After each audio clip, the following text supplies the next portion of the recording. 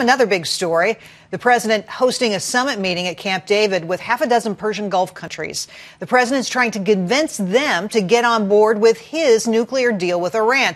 So far, it's not going too well. Just 2 out of the 6 leaders invited showed up. But just a short time ago, in a photo op for the press with the officials that did show up, President Obama promised the U.S. will stand by those Gulf oil allies amid tensions with Iran. That promise includes closer defense and security cooperation. Here's the president just moments ago. And I was very explicit, as will be reflected in the joint statement that we released, that the United States will stand by our GCC partners against external attack. Now, that was the president. Joining me now are 2 guests in this segment, Dr. Zhudi Jasser, president of the American Islamic Forum for Democracy. He is author of the book, A Battle for the Soul of Islam, and Fox News Middle East analyst Walid Phares. Welcome to you both. Great to have you here. With these talks, Saudi Arabia, Bahrain, the UAE, Oman, they're not at this summit. 4 out of 6 of these countries staying home. Walid, I'll start with you. What do you make of that? Well, first of all, President Obama invited them not during, not before, but after he sealed off the first round of negotiations with the Iranian regime, and the train was on the track. And these Arab nations have been telling him, directly or indirectly, why are we not sitting on that table with you? So that was before the events in Yemen. Then in Yemen, a pro-Iranian militia, after the signing of that agreement with the Iranians, where the Iranians were supposed to change direction, that militia seized almost 80% of Yemen. So now the Saudis and the others are very concerned about the real intentions of Iran. Exactly so. And I think many of them are deeply concerned about what the U.S. is doing in this negotiation. Zhudi, to you, what are the prospects that these folks are all going to come together on the president's deal with Iran, which so many countries have spoken out against?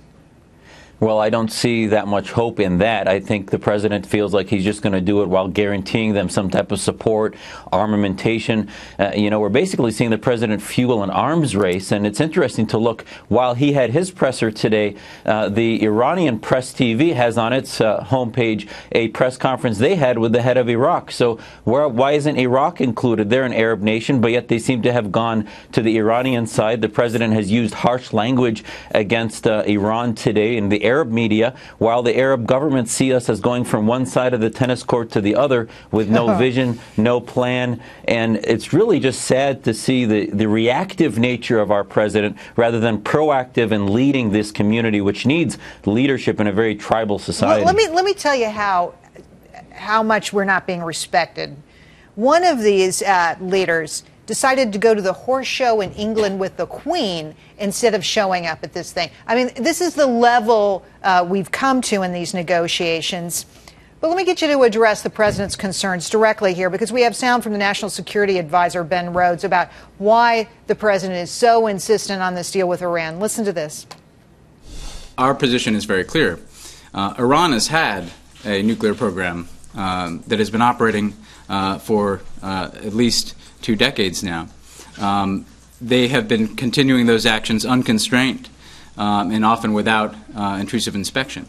And our point is, under this agreement that we're pursuing with the Iranians, that program will be rolled back and face significant limitations. So, Walid, to you, 2 decades is what this White House official is saying. 2 decades they've had a nuclear program underway.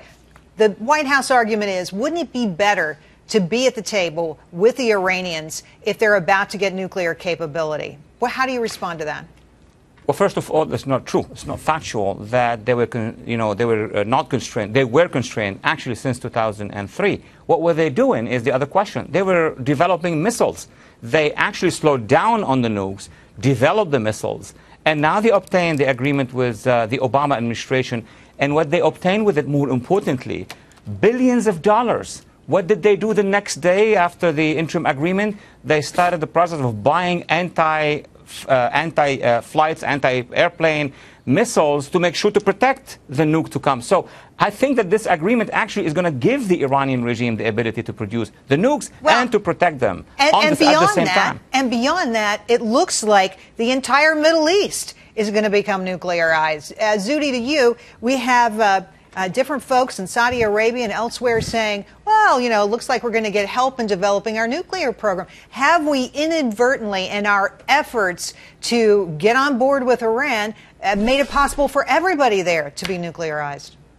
Well, I hate to say it. I mean, it sort of seems that way. We have sort of an India-Pakistan scenario happening, but that was much more stable than what this is, as we see Iran firing at boats today, and we see the continued militarization of the Middle East, more so with arms. I mean, you had Russia sell S-300 surface-to-air missiles to Iran, which was blocked in 2010 by the U.S. and Israel, and now it's just sort of happening. The president talking about lifting sanctions, which would loosen billions to further fuel terrorism in the region by Shia Islamist radicals, and Saudis are also fueling some of the Islamist militants. So it's sad that there's no adults in the Middle East anymore, and the president has abrogated that because he wants a solution, if you will, a treaty, and gladly the House today signed that they're going to at least get an opportunity to review that.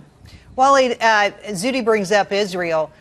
What about our treatment of countries that have been longtime allies of ours? What do you make of that?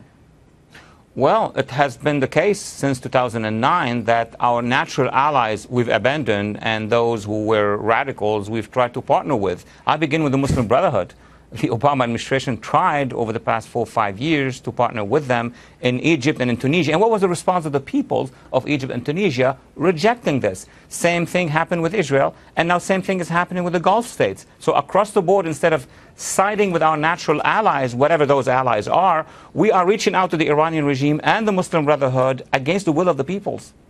Zhudi, talk to me a little bit about our standing in the world, because this is what I'm really concerned about and really worried about, frankly. It seems to me that we lose standing every single day. Do you agree?